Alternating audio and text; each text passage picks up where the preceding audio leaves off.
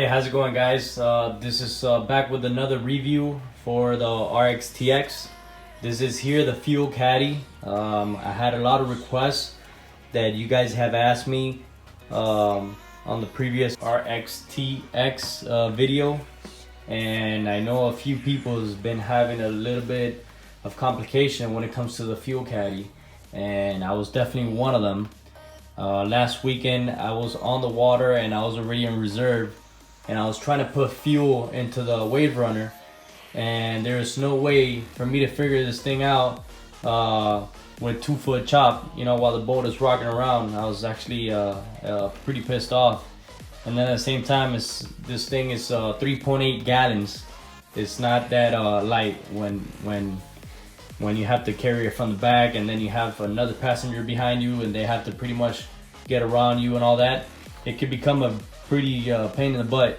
And then after all that hard work, once you put it on there and you're like, oh, okay, at least I got, you know, an extra almost 4 gallons, and I'll be ready to go for another hour or two, then you run into this issue that I had. So I'm here to help you guys out with this fuel caddy. I hope you guys like the video. If you like, please give it a thumbs up if it helps you. Subscribe for future videos. I do make adventure videos. Stay subscribed to the channel so you can see further upcoming videos. Now let's get to it. Here you will see the cap, as you would see on a regular fuel caddy, and then this yellow piece here, that's pretty much for the fuel not to spill out while it's locked here. So you just push this this leverage down here and unscrew it as if you would with any regular fuel caddy. So this pretty much comes out, and then here you have, obviously you remove, this is the piece here, but you could just remove this. You could just remove that out of the way. And then this is the nozzle that gives you a hard time. If you see here, it has, there it is. So it has here a section where here it says it's locked, right? And then it has a section here as an unlocked. So what you want to do, here is unlocked, so you tilt this over. You don't want to overdo it because you could damage it. All you really have to do is just from there, bam, and that pretty much will do the trick. But if you try to do it like this, or actually, you know what, it does work like this. If you notice here, once here is locked, you unlock it, and then if you notice, you push this nozzle down.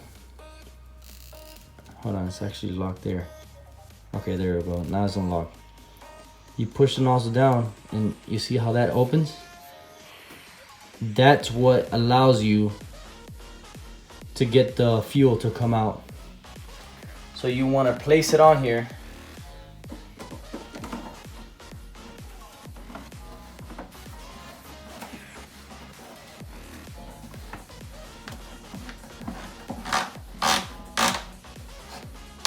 Want to make sure you have it on there pretty tight. And once you have it on there,